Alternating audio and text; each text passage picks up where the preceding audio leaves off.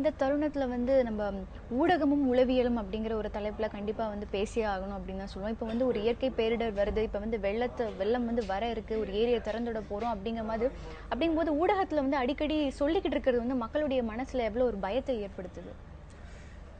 அதாவது இதுக்கு காரணமே வந்து நாம் தயார் நிலையில் இல்லை. அதாவது சுனாமிக்கு பிறகு நாம் எதுவுமே கற்றுக்கொள்ளவில்லை என்பதுதான் உண்மை. சுனாமி முடிந்தவுடன் நாங்கள் கிட்டத்தட்ட 2 வருஷம் நாங்கள் டிசாஸ்டர் ப்ரிப்பேர்ட்னஸ் தயார் நிலை எப்படி இருப்பது என்பதை பற்றி நிறைய ட்ரைனிங் நடத்தியிருக்கோம், நிறைய கிளாஸஸ் நடத்தியிருக்கோம். நிறைய பேரை கிட்டத்தட்ட ஒரு 50,000 பேரை நாங்கள் ட்ரெயின் பண்ணியிருக்கோம். ஆனால் அவங்க எல்லாம் இன்றைக்கி எங்கே? அவங்க தயாராக இருக்கீங்களா? அதாவது கிட்டத்தட்ட 10 வருஷம் ஆச்சு சுனாமி முடிந்து. இந்த சுனாமி முடிந்த 10 வருடத்திற்குள் நாம் எல்லா இடங்களிலும் தயார் நிலையில் இருந்திருக்க வேண்டும். எந்த மாதிரி ஒரு டிசாஸ்டர் வந்தாலும், எந்த மாதிரி ஒரு பேரிடர் வந்தாலும் அதற்கு நாம் தயார் நிலையில் இருந்திருக்க வேண்டும். ஆனால் தயார் நிலையில் நாங்கள் இல்லை, அதுதான் உண்மை. தயார் நிலையில் இருந்திருந்தால் இந்த அளவுக்கு ஒரு பயமும் பீதியும் இருந்திருக்காது.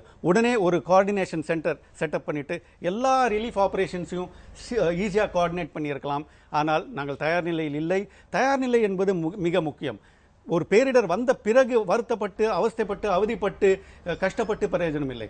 பேரிடர் வருவதற்கு முன்னால் தயார் நிலையில் இருந்தால்தான் அந்த பயம் பீதி எதுவும் இருக்காது.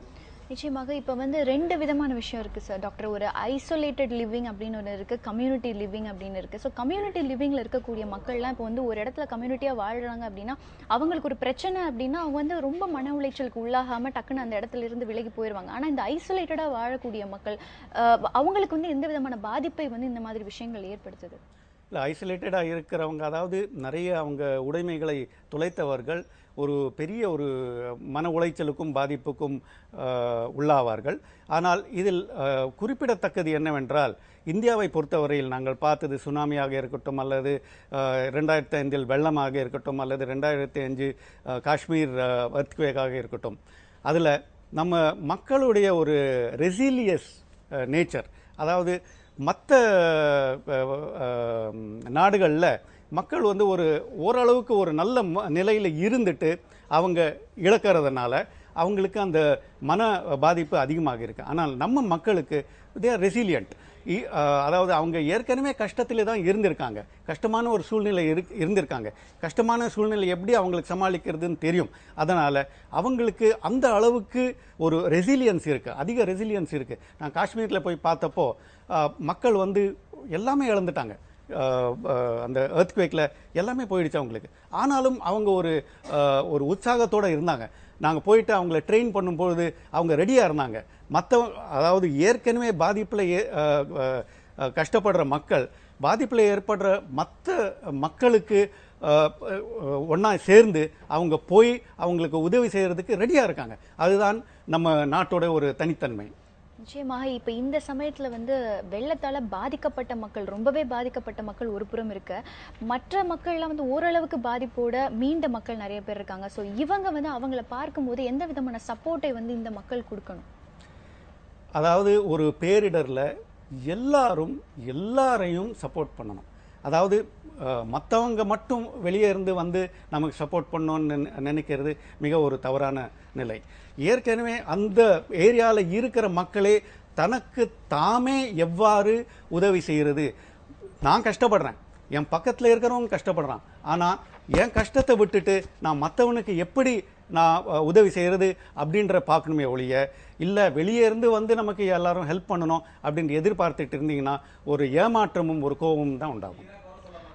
இந்த தருணத்தில் அதாவது ஏழை மக்கள் வந்து இதில் ரொம்பவே அதிகமாக வந்து பாதிப்படைச்சிருக்காங்க அப்படின்னே சொல்லலாம். அதே சமயம் வந்து மிடில் கிளாஸ் மக்களும் கூட அவங்க வந்து இதை எதிர்பார்க்காம அவங்களுடைய பாதிப்பு அதிகமாக இருக்குது. ஸோ இவங்க 2 பேரும் இந்த உளவியல் சிக்கலை வந்து எப்படி எதிர்கொள்வாங்க? அதாவது இதில் ஒரு விஷயம் எப்படின்னாக்கா, அந்த ஏழை மக்கள் ஏற்கனவே கஷ்டத்தில் இருக்கிறவங்க, அவங்களுக்கு கவர்மெண்ட் செய்யணும், செஞ்சுக்கிட்டு இருக்குன்னு நம்புகிறோம். அந்த ஏழை மக்களுக்கு உதவி நடந்துட்டு இருக்கு. அதாவது இப்போது என்னுடைய மனைவி ஒரு கூவம் ஆற்றங்கரையில் ஒரு 400 பேருக்கு இப்போ மெடிக்கல் கேம்ப் நடத்தி கொண்டிருக்கிறார்கள். அந்த இடத்துல நம்ம பார்க்குறது என்னென்னா கவர்மெண்ட் வந்து இந்த கார்ப்பரேஷன் ஸ்கூல்ஸ் அந்த மாதிரி இடத்துல நிறைய நிவாரண பணிகள் நடக்குது. மக்களை கொண்டு போய் அங்கே வச்சுட்டு அவங்களுக்கு உணவு மற்றும் மெடிக்கல் ஹெல்ப் எல்லாம் கொடுக்குறாங்க. ஆனால் இந்த மாதிரி என் மனைவி இருக்கிற இடம் அங்கே கவர்மெண்ட் ஹெல்ப் வரல. ஏன்னா அது வந்து ஒரு ப்ரைவேட் பில்டிங், அதில் வந்து கிட்டத்தட்ட ஒரு 400 பேர் இருக்காங்க. அந்த மாதிரி இடத்துல இவங்களுக்கு செய்கிறதுக்கு ஆளுங்க இல்லை. ஸோ அங்கே போயிட்டு நம்ம வந்து நிறைய நிவாரண பணிகள் மேற்கொள்ளணும். அதர் கொஸ்டின் அதான் சார், இப்போ அவங்களுக்கு வந்து உளவியல் மாற்றங்கள் எப்படி இருக்கும்? இவங்க வந்து எளிதா புரிஞ்சு, அதாவது இந்த மிடில் கிளாஸ்ன்றது ஒரு ரெண்டும் கெட்ட ஒரு சூழ்நிலை. அதாவது சாதாரண வாழ்க்கையில் ஓரளவுக்கு கஷ்டப்பட்டு அவங்க சேர்த்து வச்சு சேமித்து வச்சு குருவி சேமிக்கிற மாதிரி சேமித்து வச்சு அவங்க வாழ்க்கையை நடத்திட்டு வராங்க. அவங்களுக்கு யாரையும் நம்பிட்டு இல்லை, அது வரைக்கும் யாரையும் நம்பிட்டு இல்லை. ஆனால் திடீர்னு அவங்க எல்லாத்தையும் இழந்துடுறாங்க. அந்த மாதிரி ஒரு நிலையில் அவங்க கையேந்தவும் மாட்டாங்க, கையேந்த முடியாது அவங்களால. ஏன்னா அவங்க கையேந்தி பழக்கம் கிடையாது. ஸோ அவங்களுக்கு ரொம்ப இக்கட்டான சூழ்நிலை. யாரை போய் அணுகிறது, எப்படி மற்றவங்களை போய் கேட்கறது, எப்படி மற்றவங்க கொடுக்கறத நம்ம வாங்குறது அப்படின்ற ஒரு உளைச்சல் மிகவும் அவங்கள பாதிக்கும். ஸோ அதிலிருந்து மீள்வது எப்படி? அதுக்கு அவங்க என்னென்ன வழிமுறைகள் செய்யணும் டாக்டர்? அதுக்கு நம்ம கொஞ்சம் நம்ம செல்ஃப் கான்ஃபிடென்ஸை வளர்த்துட்டு நம்ம வாங்குறதுக்கு நமக்கு அச்சப்படாமல், கேட்கறதுக்கும் அச்சப்படாமல், எங்கெங்கே முடியுதோ யார்கிட்ட முடியுதோ நம்ம போய் ஹெல்ப்பை நம்ம கேட்கறது தான் ரொம்ப சரியான முறை. நிச்சயமாக. ஸோ இந்த மாதிரி இப்போ சூழ்நிலையில் இந்த மாதிரி ஒரு சூழ்நிலை அமைஞ்சிருச்சு. எப்பவும் வேணால் இயற்கை சீற்றங்கள் வரலாம். இந்த மாதிரி ஒரு சூழ்நிலை எப்போ வேணால் நடக்கலாம். ஸோ இப்போ இருக்கிற சமூகம் வந்து உளவியலாக இதுக்கு எப்படி தயாராகணும்னு நினைக்கிறீங்க? இப்போ இருக்கிற சமூகம் உளவியலாக தயாராகிறது எப்படின்னா, முதல்ல பேரிடர்களில் எப்படி செய்யணும், பேரிடர்கள் வராமல் இருப்பதற்கு நாம் என்ன செய்ய வேண்டும். அதாவது நம்ம பார்த்தோம், இப்போ இந்த பேரிடருக்கு காரணமே வந்து எங்கே வீடு கட்டக்கூடாதோ அங்கே போய் வீடு கட்டுனது தான், எங்கே நம்ம அடைக்கக்கூடாதோ அங்கே அடைக்கிறது தான். இப்போ நம்ம பார்த்தோம்னா ராஜராஜ சோழன் காலத்தில் இந்த காஞ்சிபுரம் தஞ்சாவூர் மாவட்டங்களில் இருக்கிற கிட்டத்தட்ட ஒரு 50 ஏரிகளை அண்டர் கிரவுண்ட் சேனல்ஸ் மூலம் கனெக்ட் பண்ணியிருந்தாங்க அந்த காலத்திலேயே. அதாவது ஒரு இடத்துல மழை பெஞ்சாக்கா அந்த தண்ணி வந்து அங்கே தேங்காமல் எல்லா இடத்துக்கும் போய் சேரும். ஆனால் என்ன நடந்திருக்குன்னா, ராஜராஜன் சோழன் காலத்திலேருந்து இந்த காலம் வரை அந்த இருக்கிற அண்டர் கிரவுண்ட் சேனல்ஸை எல்லாமே நம்ம பில்டிங் போட்டு அடைச்சிட்டோம். ஸோ அதனால் ஒரு ஏரி ஃபில் ஆச்சுனாக்கா அந்த ஏரி நிரம்பி வழியுமே ஒழிய அந்த தண்ணி வேற எங்கேயும் போகிறதுக்கு வழி இல்லை.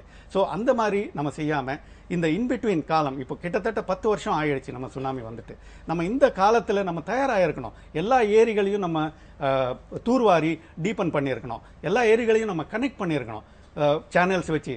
அதனால் இந்த மாதிரி ஒரு பேரிடர் வரக்கூடிய ஒரு தருணத்தில் இந்த பேரிடர் வராமல் இருக்க நம்ம தடுக்க முயற்சி செய்ய வேண்டுமே ஒழிய, அது செஞ்சாதான் மக்களிடத்துல ஒரு கான்ஃபிடன்ஸ் உண்டாகும். சரி டாக்டர், தொடர்ந்து பேசலாம்.